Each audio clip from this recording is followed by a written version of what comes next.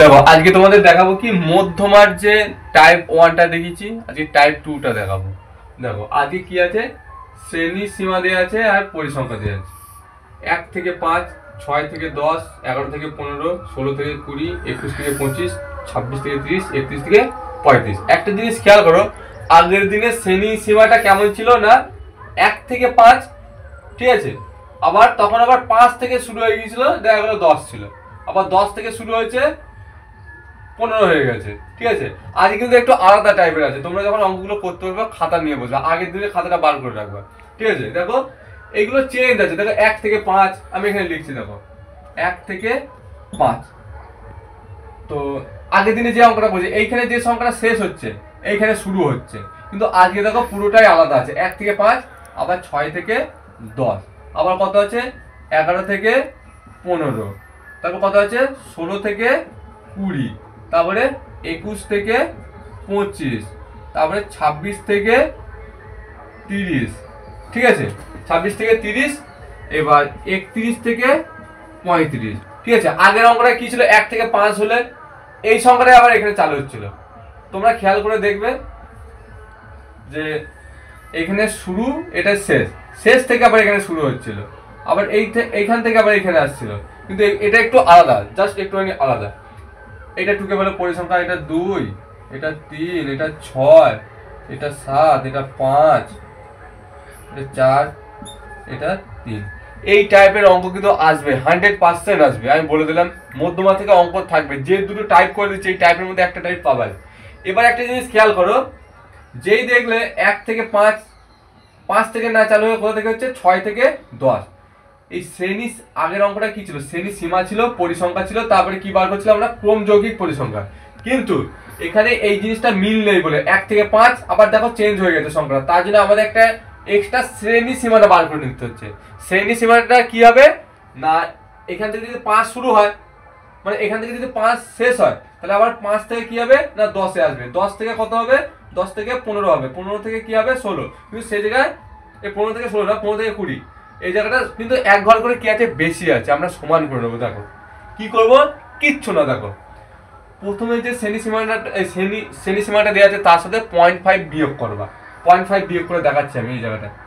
কি 1 থেকে যদি 0.5 বিয়োগ করি তাহলে কত হচ্ছে 50, মানে আমি কি বলতে চাইছি, প্রথমে সংখ্যার থেকে 0.5 বিয়োগ করলাম, তাহলে 1 থেকে যদি 0.5 বিয়োগ করা হয় তাহলে কি হয় না 0.5 থাকে, আর 5-এর সাথে কি হবে, যে 0.5 প্রথম শ্রেণীটার সাথে 0.5 বিয়োগ করবা, এই দ্বিতীয় শ্রেণীটার সাথে 0.5 যোগ করবা, এটার সাথে 0.5 মাইনাস করবা, এটার সাথে 0.5 যোগ করবা।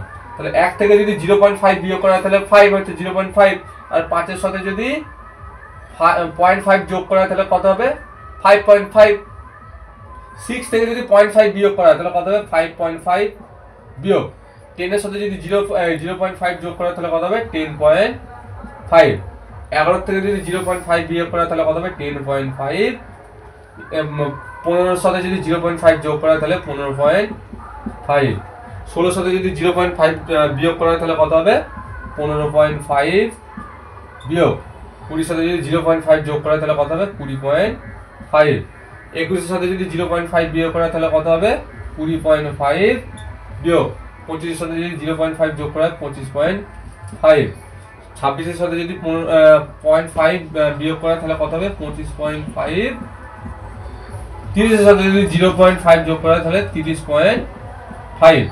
এবার 31-এর সাথে যদি আমি 0.5 বিয়োগ করি তাহলে কত হবে 30.5, আর এটা যোগ করতে হবে 35-এর সাথে 0.5 যোগ করে তাহলে 35.5। মানে প্রথম শ্রেণীটার সাথে কি করব 0.5 বিয়োগ করব, দ্বিতীয়টার সাথে কি করব 0.5 যোগ করে দেবো।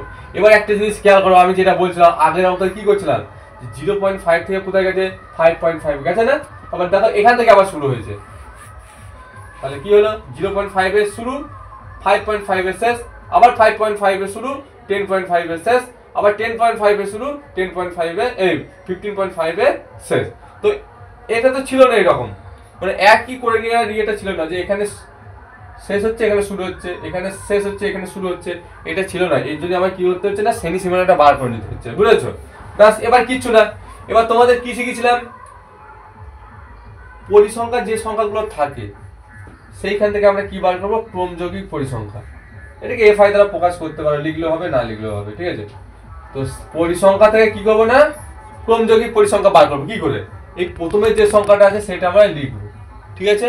এবার কি করবো না, এইটার সাথে এই সংখ্যাটা যোগ করবো, তাহলে কত হলো 5। আবার এইটার সাথে এই সংখ্যাটা যোগ করবো, তাহলে কত হলো 5 আর 6 11। আবার কি করবো, 7-এর সাথে কি করবো 11 যোগ করবো, তাহলে 7-এর সাথে 11 যোগ করলে 18।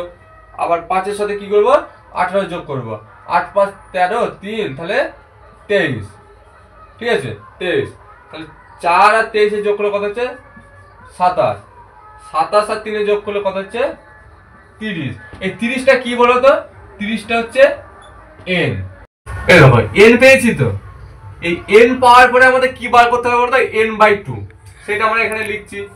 কেন বার করব, কেননা মধ্যমা বার করার নিয়মটা কি, মধ্যমা সূত্রটা আমরা কি জানি, এখানে লিখব সূত্র মধ্যমা, মধ্যমা বার করার নিয়মটা কি, l plus n/2 minus cf/f, ঠিক আছে? f এটা, হ্যাঁ, ব্র্যাকেট দিয়ে ঘিরে দাও, ইনটু h। ক্লিয়ার? এবার দেখো প্রত্যেকটা আমি ইয়ে বার করে দিচ্ছি। আমরা n পেয়েছি, n সমান কত পেয়েছি 30, কিন্তু আমার সূত্রে কি লাগবে n/2। এ তো সহজ, n যদি 2 বেরোয় তাহলে n/2 কত বেরোবে, তাহলে হাফ বেরিয়ে যাবে, 2 দিয়ে ভাগ করলে 15 গুণে 30, তাহলে n/2 কত পেলাম 15 পেলাম। এবার কি করবো দেখো, এবার মেন ব্যাপারটা হচ্ছে যে 15টা পেলাম আমি, যে মানটা পাবো সেই মানটা এই ক্রমযৌগিক পরিসংখ্যার মধ্যে আছে কিনা দেখবো।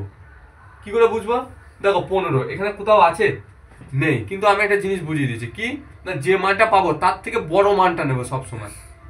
15 পেয়েছি, 15 থেকে বড় মান কি হয় 16 হয়, দেখো এখানের মধ্যে নেই।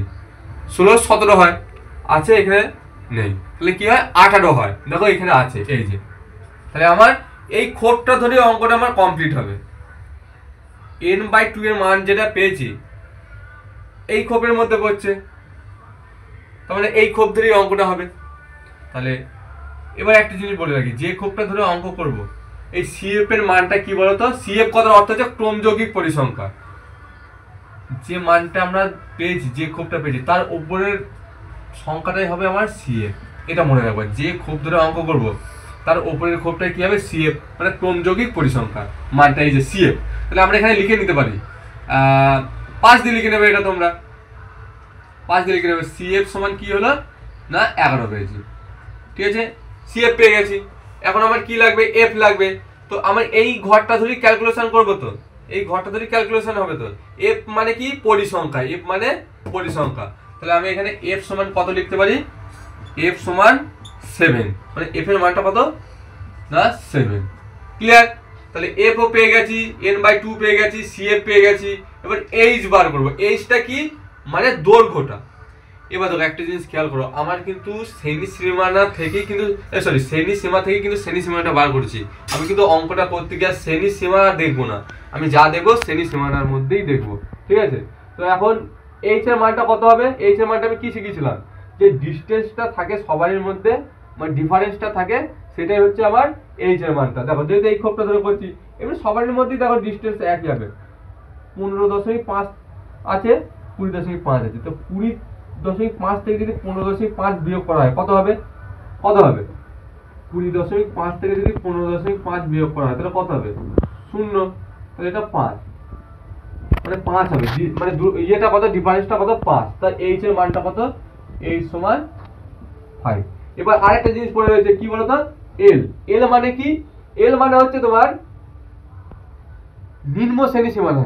নিম্ন শ্রেণী সীমানা তো কোথায় পাবো, এই তো শ্রেণী সীমানার ঘর, এই খোপটা ধরে করছি, এইটা হচ্ছে নিম্ন শ্রেণী সীমানা, মানে যেটা দিয়ে স্টার্ট হয় লাইনে, এটা শ্রেণী সীমানা, এটা এটা নিম্ন শ্রেণী সীমানা, এটা উচ্চ শ্রেণী সীমানা।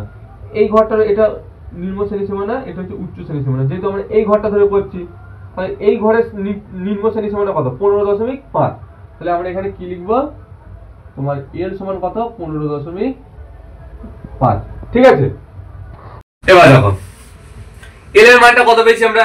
এল এর মান পেয়েছি 15.5, 15.5 যোগ ব্র্যাকেট দাও n/2 এর মানটা কত? n/2 এর মান হচ্ছে 15, তাহলে 15 বসাও, বিয়োগ cf মানে কত?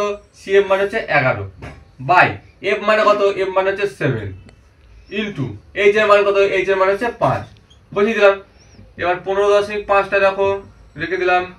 15 থেকে যদি 11 বিয়োগ করা হয় তাহলে কত হবে? 4, 4/7 গুণ h, সরি h না, h মানে হচ্ছে 5, তাহলে 15 কত হচ্ছে? 5। এবার দেখো 4 5 কত হয়? এই সরি এখানে যোগ ছিল তো, যোগে যোগ দিলাম, 4 5 20, 20/7। এবার 15.5 রাখলাম।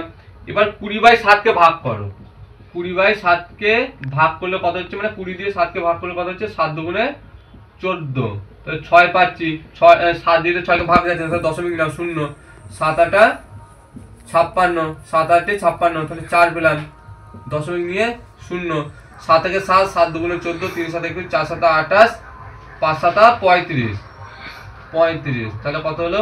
5, দশমিকের জন্য 0 নাও, 7 7 49, 7 7 49, তাহলে কত হলো? 1, দশমিকের জন্য 0, 7 1 7, আবার কত হলো? 3, দশমিকের জন্য 0, 7 দুগুণে 7 দুগুণে 14, 3 7 21, 4 7 4 7 28, 2, দশমিকের জন্য 0, তোমার 4 7 28, তো 7 দুগুণে 14, 14 মানে 6। এইরকম আমি একটা জিনিস বলে রাখি, এইরকম কন্টিনিউ হতে থাকবে, তো লাস্টে যে সংখ্যাটা পাবো, এইখানে যদি কোনো সংখ্যা থাকে, আমি সেম সংখ্যা থাকে, তাহলে আমি এইখানে স্টপ করবো। কেননা এই আবার 2 এর পর থেকে কি চালু হয়ে যাবে বলতো? 8 চালু হবে, 5 চালু হবে, 7 চালু হবে, 1 চালু হবে, 4 চালু হবে, এরকম কন্টিনিউ হতেই থাকবে, মানে ভাগ অসীম, সসীম না, অসীম। ঠিক আছে, এবার কত আছে? 6 আছে। দেখো তাছাড়াও নিচে যে সংখ্যাটা পাচ্ছি বা এরকম পেতে পেতে আসছি, যদি মিলে যায় এইখানে, তাহলে আমি আর তারপরের সংখ্যা নেব না। তাহলে আমি ভাগ করে কি পেলাম?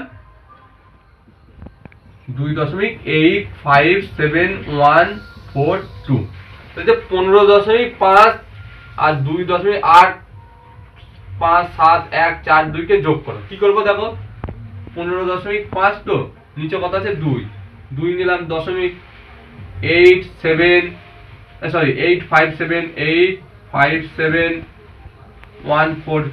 এবার যোগ করবো কি করে? দেখো এর উপরে কিছু নেই, মানে কি আছে? 0 আছে। 1 2 3 4 5,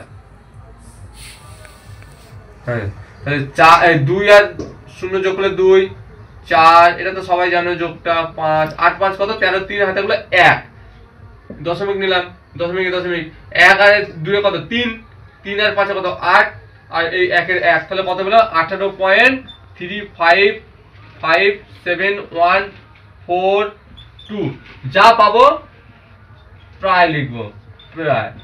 ঠিক আছে, তাহলে উত্তরটা কি দাঁড়াবে? লাস্টে আমরা উত্তরটা লিখবো কি? সুতরাং নির্ণেয়